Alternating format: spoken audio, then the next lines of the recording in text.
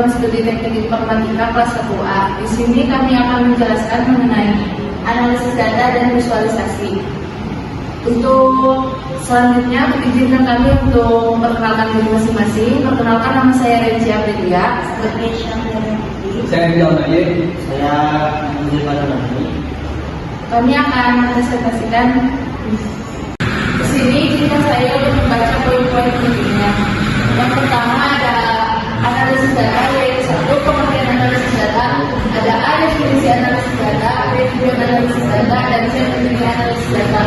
Yang kedua ada tahapan analisis data. A, sumber data, B, pengisian data, C, transformasi data, dan D, eksplorasi data. Untuk yang ketiga ada metode analisis data. Ada A, analisis deskriptif, B, analisis diferensial, C, analisis prediktif, dan D, analisis preskriptif. Untuk yang keempat ada contoh penerapan analisis data. Ada A, bidang keuangan, B, bidang pendidikan, C, bidang kesehatan, dan D, bidang pemerintahan. Poin pertama dari analisis data yaitu ada pengertian dari analisis data. Analisis data didefinisikan sebagai proses pemeriksaan, pembersihan, transformasi, dan pemodelan data untuk menemukan informasi berguna, mengambil kesimpulan, serta mendukung pengambilan keputusan. Tujuan dari analisis data ada 3 utamanya. Yang pertama itu mengidentifikasi pola dan tren, yang kedua mendukung pengambilan keputusan, yang ketiga memecahkan masalah, dan yang keempat personalisasi layanan dan produk, yang terakhir yaitu mengelola risiko. Poin ketiga yaitu pentingnya analisis data dari berbagai bidang. Dalam bidang keuangan, analisis data digunakan sebagai pengambilan keputusan. Dalam pemasaran digunakan sebagai segmentasi pasar. Dalam bidang kesehatan digunakan sebagai penelitian medis, dan yang keempat di bidang pendidikan digunakan sebagai pemantauan kinerja siswa. Selanjutnya ada tahapan analisis data yang berisi A, sumber data, pengumpulan data survei, dan kuesioner, yaitu mengumpulkan data langsung dari responden melalui pertanyaan tertulis atau online. Dan kedua ada pemodelan data dan aset pelatihan, yaitu kumpulan data yang digunakan untuk melatih model statistik atau algoritma machine learning. Dan selanjutnya ada pembersihan data, adalah salah satu tahapan penting dalam analisis data yang bertujuan untuk menghapus atau memperbaiki data yang tidak lengkap, salah, atau duplikat. Selanjutnya ada transformasi data, adalah salah satu tahapan penting dalam analisis data yang melibatkan proses mengubah data mentah ke dalam format yang cocok untuk analisis lebih lanjut. Selanjutnya ada eksplorasi data, adalah analisis data yang melibatkan penggunaan statistik deskriptif dan alat visualisasi untuk memahami karakteristik dasar data. Untuk yang selanjutnya ada metode analisis data. Untuk yang pertama ada analisis deskriptif, yaitu metode ini memberikan batasan statistik seperti mean, median, mode, range, variance, dan standar deviasi. Contohnya dalam survei kepuasan pelanggan dapat digunakan untuk menghitung rata-rata skor kepuasan pelanggan dan menemukan tren umum dalam data survei. Untuk yang kedua ada analisis diferensial, yaitu metode ini digunakan untuk menguji hipotesis dan membuat prediksi. Contohnya dalam penelitian medis dapat digunakan untuk menguji efektivitas suatu obat. Untuk yang ketiga analisis prediktif, yaitu metode ini sering menggunakan metode regresi dan machine learning. Contohnya dapat digunakan untuk memprediksi tren pasar sama berdasarkan data historis dan faktor ekonomi. Kemudian terakhir ada analisis preskriptif, yaitu metode ini sering menggunakan optimasi dan simulasi. Contohnya dapat digunakan untuk menentukan rute pengiriman yang paling efisien untuk mengurangi biaya dan waktu pengiriman. Selanjutnya ada contoh penerapan analisis data.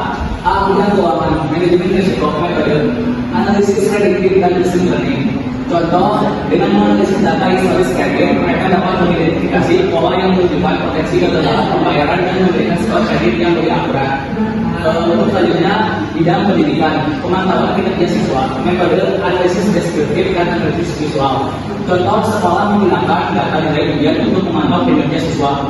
Untuk selanjutnya bidang kesehatan, diagnosis dan perawatan, metode machine learning dan analisis prediktif. Contohnya dengan menganalisis data medis seperti gejala, riwayat medis, dan hasil lab.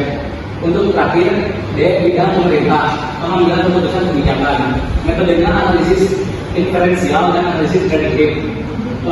Contohnya dengan melakukan analisis diferensial dan melakukan perbaikan berdasarkan hasil tersebut. selanjutnya adalah definisi dari visualisasi data. Visualisasi data didefinisikan sebagai proses penyajian data dalam bentuk grafis atau visual untuk membantu memahami informasi yang kompleks dan mendeteksi pola, tren, serta anomali dalam data. Tujuan utama dari visualisasi data ada 4. Yang pertama yaitu mempermudah pemahaman, mengidentifikasi pola dan tren, mendukung pengambilan keputusan, serta komunikasi yang efektif. Yang selanjutnya yaitu keuntungan dari visualisasi data.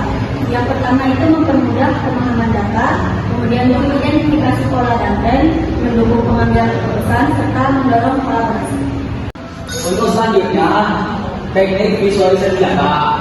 Grafik data. Kegunaan membandingkan jumlah atau frekuensi antara kategori yang berbeda. Selanjutnya, grafik garis yaitu kegunaannya memperoleh jumlah tren data dari waktu ke waktu. Selanjutnya, diagram lingkaran. Kegunaannya yaitu menunjukkan proporsi atau persentase dari total. Yang terakhir, histogram. Kegunaannya untuk menunjukkan distribusi frekuensi data. Untuk yang selanjutnya ada contoh penerapan visualisasi data. Satu, mempermudah pemahaman data, yaitu penyederhanaan informasi. Visualisasi data menyajikan informasi kompleks dalam bentuk grafis sehingga memudahkan audiens untuk memahami data dengan cepat. Contohnya grafik batang, grafik garis, dan diagram lingkaran membantu melihat pola dan perbedaan data. Yang kedua ada mengidentifikasi pola dan tren, yaitu pendeteksian visual. Dengan visualisasi data kita dapat dengan mudah mengidentifikasi pola, tren, dan author yang mungkin tidak terlihat dalam jalur data mentah. Contohnya scatter plot dan histogram membantu mengungkap hubungan antara variabel dan distribusi data.